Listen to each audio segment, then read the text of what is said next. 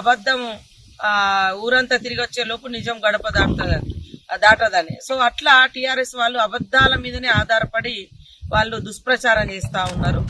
అదే కాకుండా నిన్న మొన్న కూడా ఎంత అబద్ధాలు కేటీఆర్ మాట్లాడతాడు అనేది సీఎం రమేష్ మాటలలో కూడా మనం చూసినాము. మరి ఆయన మాట్లాడిన దానికి సీసీ ఫుటేజీలతో సహా బయట పెడతా అన్నాడు. దానికి సిద్ధంగా మేము ఏ పార్టీతో ఒప్పందం లేదని, మీరు ఒప్పందం అయినరు కాబట్టి ఎంపీ ఎలక్షన్లలో మీరు ఎంత డిపాజిట్లు కూడా మీకు రాలేదు. మీరు అన్నారు కదా మమ్మల్ని జనరల్ ఎలక్షన్లలో ఎమ్మెల్యే ఎలక్షన్లలో మీకు మాకు 0.5% 1% తేడా మాకు ఇంతుంది అంతుందనే. మరి ఎంపీ ఎలక్షన్లలో ఎందుకు మీ సత్తా మీ ఎమ్మెల్యే ఎలక్షన్ల పడ్డ ఓటు శాతాన్ని ఎందుకు నిరూపించుకోలేకపోయారు? అంటే బీజేపీతో కుమ్ముక్కైనరు అనేది ఆ రోజు ఎంపీ ఎలక్షన్లప్పుడే తెలిసిపోయింది. ఇంకా స్పష్టంగా సాక్షాత్తు బీజేపీ ఎంపీ ఈ రోజు రాజ్యసభ సభ్యుడు కూడా మాట్లాడితే మరి అదే సవాలు, అదే తొడగొట్టుడు, అదే మీసాలు ఇప్పుడు ఏదో చేస్తాడు కేటీఆర్. అదెందుకు మరి నేను రాలేదయ్యా నీ ఇంటికి, నేను బీజేపీ వాళ్ళతో కలుస్తాను అనలేదని ఎందుకు సవాలు విసరలేకపోతున్నాడు? కాబట్టి వాళ్ళు ఎంపీ ఎలక్షన్లప్పుడు కూడా బీజేపీతోటే కుమ్మక్కారు, ఇప్పుడు కూడా బీజేపీతోటే కుమ్మక్కాయి ఈ రాష్ట్రంలో మరి మంచిగా జరుగుతున్నటువంటి అభివృద్ధిని అడ్డుకునే విధంగా కుట్రలు చేస్తారు.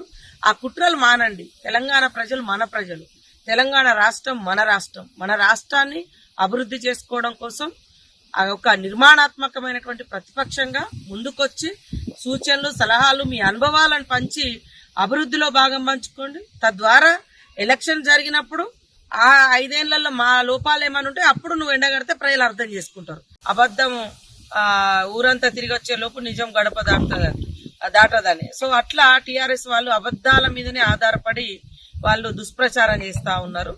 అదే కాకుండా నిన్న మొన్న కూడా ఎంత అబద్ధాలు కేటీఆర్ మాట్లాడతాడు అనేది సీఎం రమేష్ మాటలలో కూడా మనం చూసినాము.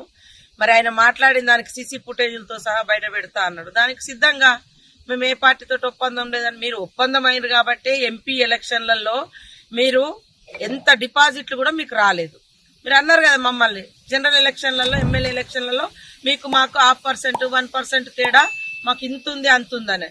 మరి ఎంపీ ఎలక్షన్లలో ఎందుకు మీ సత్తా మీ ఎమ్మెల్యే ఎలక్షన్ల పడ్డ ఓటు శాతాన్ని ఎందుకు నిరూపించుకోలేకపోయారు?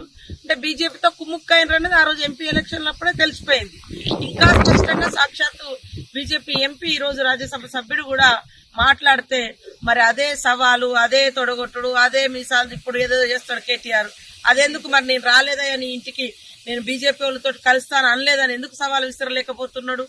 కాబట్టి వాళ్ళు ఎంపీ ఎలక్షన్లప్పుడు కూడా బీజేపీతోటే కుమ్మక్కారు, ఇప్పుడు కూడా బీజేపీతోటే కుమ్మక్కాయి ఈ రాష్ట్రంలో మరి మంచిగా జరుగుతున్నటువంటి అభివృద్ధిని అడ్డుకునే విధంగా కుట్రలు చేస్తారు.